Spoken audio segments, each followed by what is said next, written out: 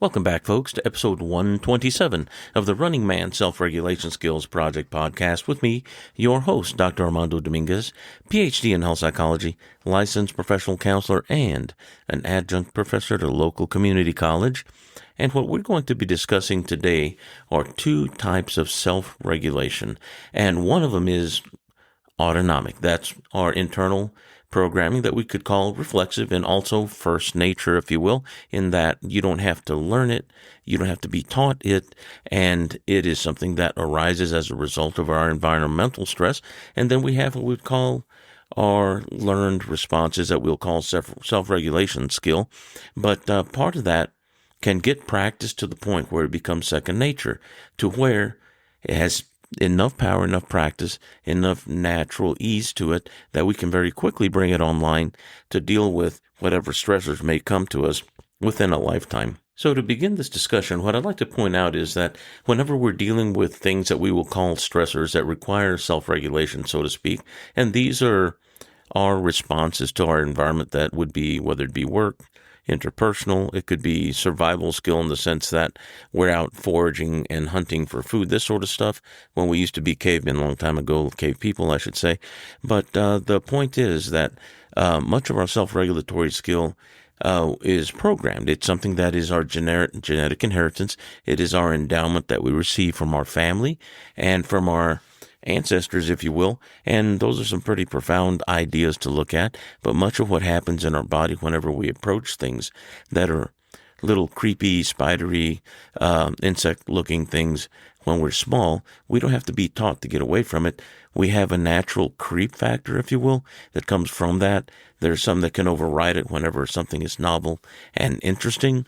And then there are those that cannot override it, and they start resembling things like phobias as we get older sometimes, if they get exacerbated with an experience or they get conditioned in a way that they are overemphasized in a sense where something that is potentially painful is looked at and felt like it is life-threatening somehow, and then we're starting to reach into the realms of the power of a phobic response. In the truest sense, that would be clinical phobia.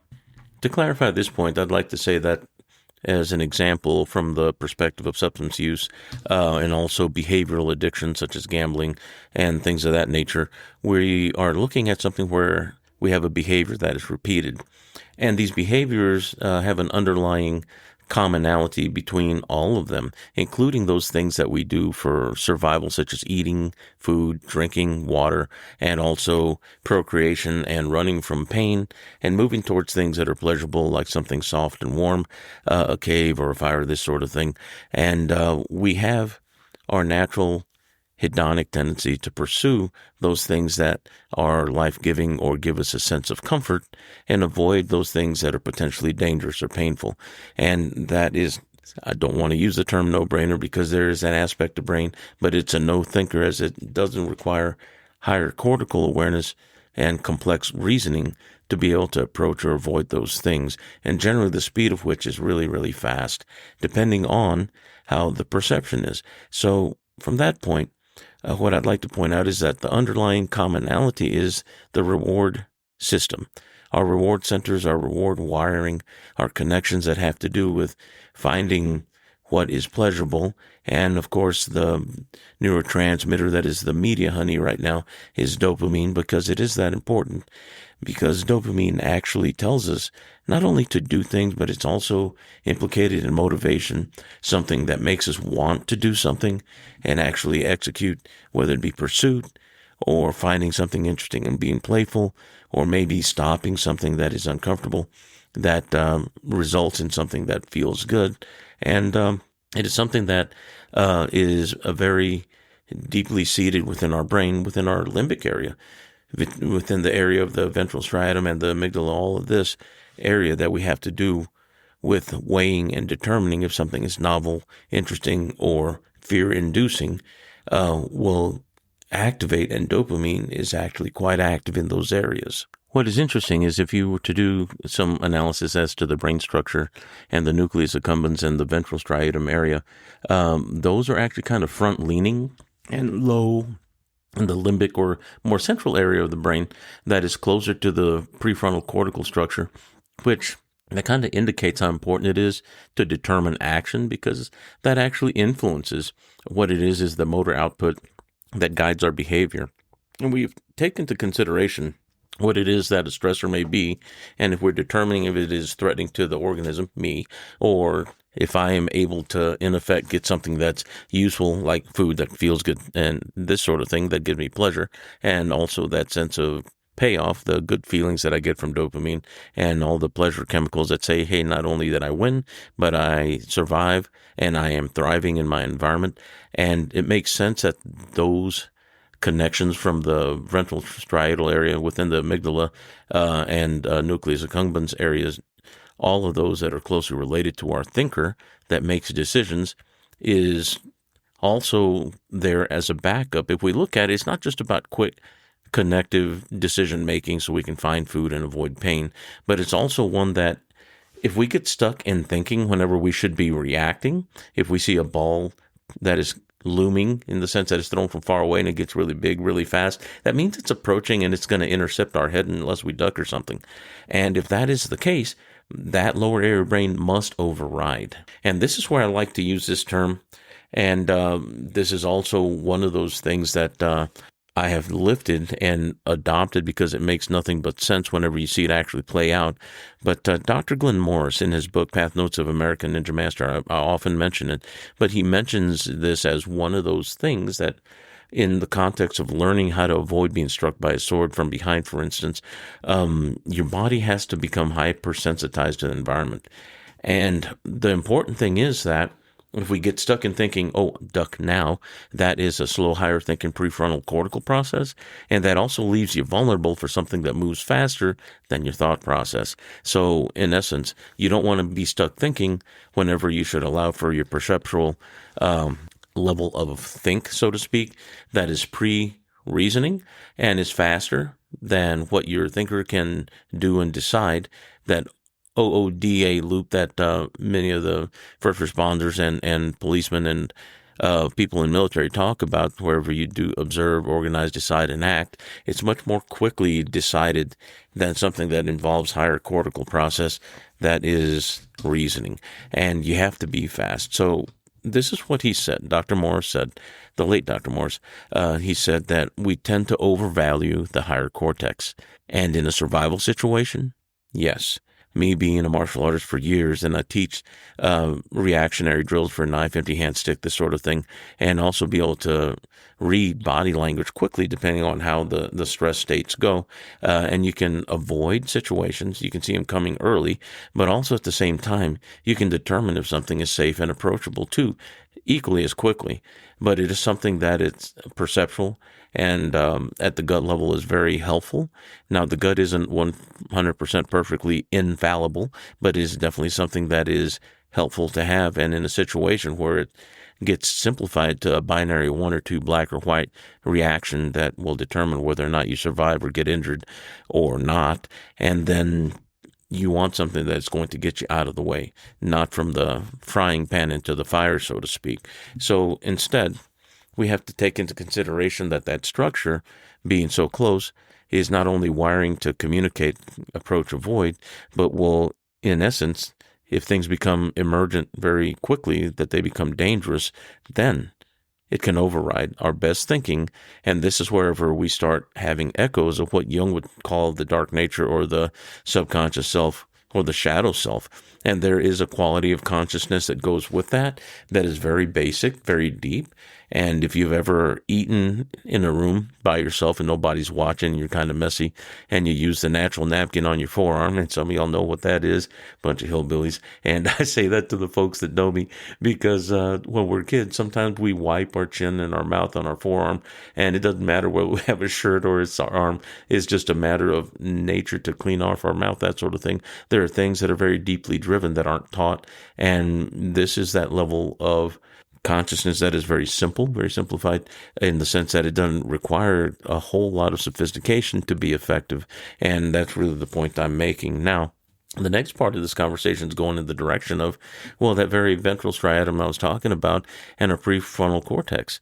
Why is that so important today regarding self-regulation skill? Well, let me tell you. There are two types of self-regulation, and the one that is autonomic is the one that's going to be more so along the lines of a pre-program, or what we would call closer to reflexive, and not anything that you have to learn or practice, but that we inherit. It's an endowment. And often whenever you have somebody flinch, that would be part of that. Or whenever somebody startles, whenever there's a sound behind them, this is the kind of reflexive, or what we will call in this discussion first nature. And most people don't use that term, but first nature is reflexive. It is the program that we inherit by virtue of our genetics, if you will.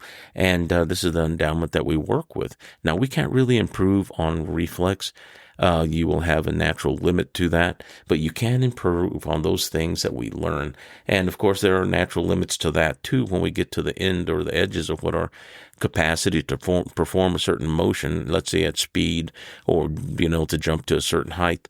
We do reach limits there, and we can exceed them with some assistance, but not much beyond what would be our typical normal. And conditioning helps, and weight lifting and building more muscle helps, but neural firing, the only thing we can do is get out of the way, so to speak. So the more relaxed you are, the less tension around your neural structures, the faster you can get in response. But even then, of course, you're starting to reach your natural limits, and that's an important thing to note.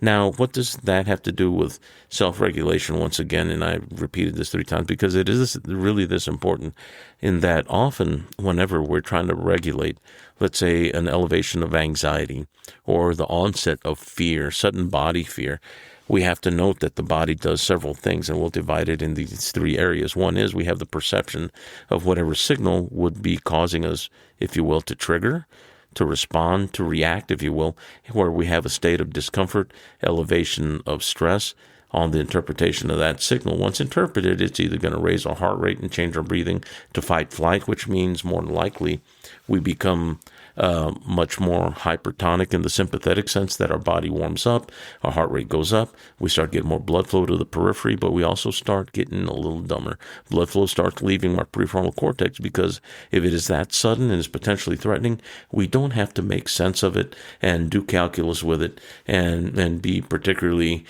diplomatic with it either. If it's something that is dangerous to us, get out of the way. Just like whenever a dog is baring teeth, you move out of the way. You don't get closer to it. You don't go up and hug the puppy, do you? Well, some of y'all are kind of wild that way, but we'll not be talking to y'all folks. But here you go. Whenever you see something that is threatening and moving towards you, you want to make egress, move away. You don't want to lay chase, but you don't also want to turn your back against something that could start to get the predator response. Whenever it sees you turn back, then it might lay chase, versus it being staved off by walking backwards and keeping it in sight. Sometimes averting your eyes but not turning your back is a good thing, depending on what you're doing. And this isn't just something for animals that may be approaching, but for humans too. Sometimes not making contact is the best thing. Don't make it social, but do let them know that you're aware. And often that will stave off people that tend to be a little predatory. I've had a situation just recently where I was being circled by 3 males. I was practicing Tai Chi in the park, of all things, and they decided to want to mug me. And the fact that I was aware and didn't turn my back to them didn't allow them to sneak up on me, and they were frustrated.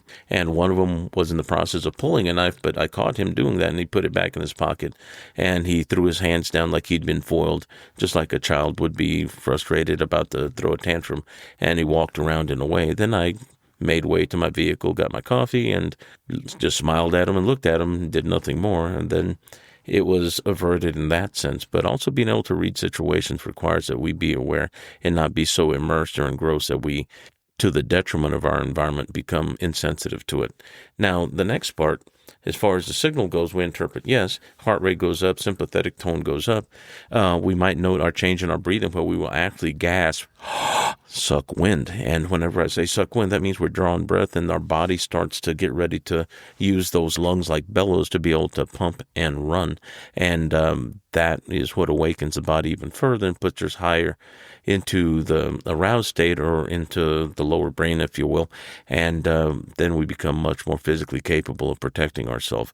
Now, the third part of this isn't just the interpretation of the signal, nor the symptom tone that increases, but also the fact that we have a process of thinking that comes after.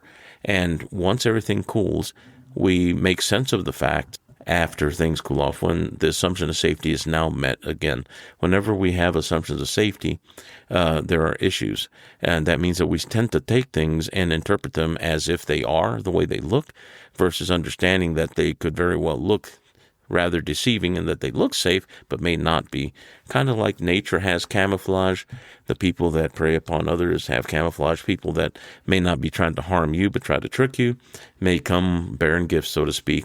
But also, during this hyper-aroused state, novelty, the unknown, those things that we cannot predict or determine tend to be, one, either scary or two, very engaging. And if they're really, really pretty colors, they might capture our attention and bite us, sting us, or capture us, this sort of thing. And what I'm pointing out is that the third factor is that during the hyper-aroused state, heart rate goes up, breathing changes, sympathetic tone increases, blood flow leaves the brain. We're much more open to suggestion. Not that we want to be.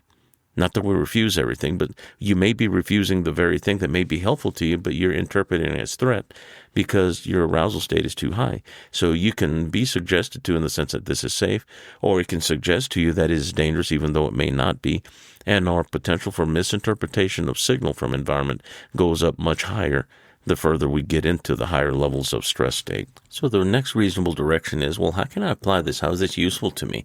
Talk about self-regulation all the time? Yes, I do. It's because it's a rather rampant problem in all areas of human life, but I'm going to make a very specific example here, and that is that when we're interacting with people and we are talking to them, and let's say we want to go out and do something. Let's say I want to cut the lawn, but there was a dog out there yesterday, and he was kind of aggressive, and I have a memory of that, and that's kind of bringing up feelings of unsafety, and that's real, not a big deal. But let's say I'm talking to my spouse is getting upset, and they're like, well, why don't you do it? We have friends coming over, and I want the yard to look nice, and that's okay, not a big deal, just a very domestic example, and not that all people that are betrothed are arguing all the time, but this kind of stuff happens. It's just one of those deals. Life happens like that. But the example is close enough that we can actually dissect it a little bit. But during that time, whenever, let's say, the person that's supposed to be cutting the yard gets a little worried, what they're bringing up are memories, and their body is at some level believing that recollection as compelling because it was real last time. Does it mean it's real today? Well, it may not be happening, but there may be an apprehensive, predictive, almost expectant sense that can elevate the body's arousal level, and it can derail what otherwise would be a good situation, especially if you do what I used to do, and that's cut grass, listen to music, and just have a good time gaining a little sun exposure. That was always cool for me when I had a yard years back, but it might take away some enjoyment and living out a life that otherwise could be really good quality. So some important things to note are that our prefrontal cortical structure, our PFC, our higher brain, the frontal lobe of our brain. If you look at my picture of the Running Man model, there's always a big red spot on a whiteboard with a little circle in the middle indicating blood flow leaving the frontal lobe. But also that indicates a drop of IQ. That means I can't reason well. That means that I may not be able to put my mind at a level that I can believe the reasoning with enough strength that I will actually go out there and run the risk of cutting the grass, and what if the dog shows up again? And maybe I will literally not do anything. So I want to cut the grass. I want it to look good, but it's not due to a lack of wanting, but a lack of doing. And the prefrontal cortical area has to do with motor control. We mentioned that, but also deciding and guiding that is going to be the fear signal that comes from the amygdala, from the nucleus accumbens area, that is the ventral striatum, that lower part of the limbic area that is in the brain that is closer to center, but also wired to override in case of fear. But if the fear response is brought on by thought, not by an actual event that's occurring, it's enough to signal that override such that I may want to do it, but I just can't. So it's now a lack of capacity to do that. Means the brakes are on. You would think that the fear response has to do with putting the accelerator down, and it does, but it's also the brakes in the system whenever it's stopping us from thinking and reasoning ourselves into a corner, so to speak, and not being able to run and having to fight our way out. So it's predictive to a degree. It can happen very quickly, but also it can distort what it is that we have as information that we generally decide with on whether or not we will do or not do, even though I really want to. It may prevent that. So this is an important thing to pay attention to. Often what we would call failure isn't so much a lack of wanting to do, but rather our lack of capacity in the moment. It doesn't mean you're never capable. It doesn't mean you've never had self-efficacy. I've done this before and I can keep doing it, but rather at this moment the brakes are on and it feels like I can't. It's almost like whenever we get so scared that we freeze in light of a real situation, but yet now I'm freezing in light of a subjective situation, in the sense that I'm thinking of something that is insubstantial in the outside environment, but is substantial in my internal environment, because there's a compelling quality. It's believable. Therefore, my body will do what is going to be organismically safe. Now, several years back, there was a book that came out, and they were talking about what's called I over E, intellect over emotion, or E over I, emotion over intellect. And this very concisely points out, kind of like a flowchart, what we were just talking about, where our lower brain will override our best higher level rational thinking. I say our best. It's not always the best, absolutely, but rather it is the best that we can offer in comparison to a more basic thought response. So in that sense, it is kind of almost egalitarian, I am so much better type of thinking versus you, lower brain. And really our lower brain is what gets us out of trouble.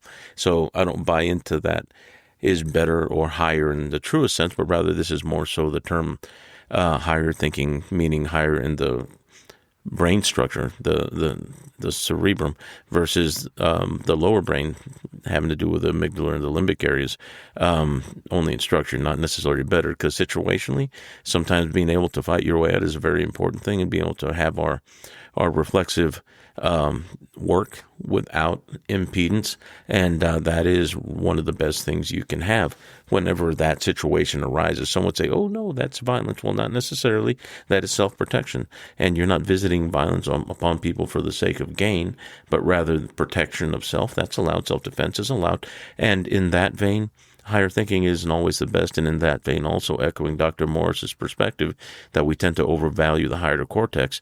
This is something that was made for times before we had laws, before we had guidelines, before we had ethics and morals. Our brain is not about those things. Those are things that we agree to. The social agreement, when we live in this larger social stream that we tend to get all haughty about and realize that those are great things and they're wonderful, but we're never so far away from our basic nature, our first nature. And I think we have to honor that and respect it and take care of ourselves so that whenever we have situations that are difficult, it does not override whatever it is our best intentions are for our long term and make decisions for us in the short term that otherwise we have to pay consequences and live through the circumstances of, because we are accountable and responsible for what we do. We're never far away from that. And that really is the largest extent of what I wanted to talk about today, and I think it was just a wonderful topic, and it came to me this morning at 4 a.m. of all times when I should have been sleeping. But what I'd like to do is tell you thank you for continuing to follow the Running Man Project podcast, and I also wanted to tell you that I love hearing from you. If you have any feedback or anything that you'd like me to discuss or focus on, please let me know at the Gmail, Running Man Get Skills Project at Gmail. I'd love to hear from you. But on top of that, use these self-regulatory skills. Pass this podcast on to people that you know. We're available on iTunes. We're available on all platforms that you find your podcasts at. And also, I'd like to tell you we have the YouTube channel for the Running Man. And I'd love to see more people sign up and click the subscribe button and also give me some thumbs up there. That's great for the algorithm. And we have more coming. And thank you for today, sharing with me this Saturday morning and listening to something that I find is very useful and effective every day, not only for myself, but all the people that I help, whether it be in the clinic or as students or just people at large. Y'all take care. Walk well.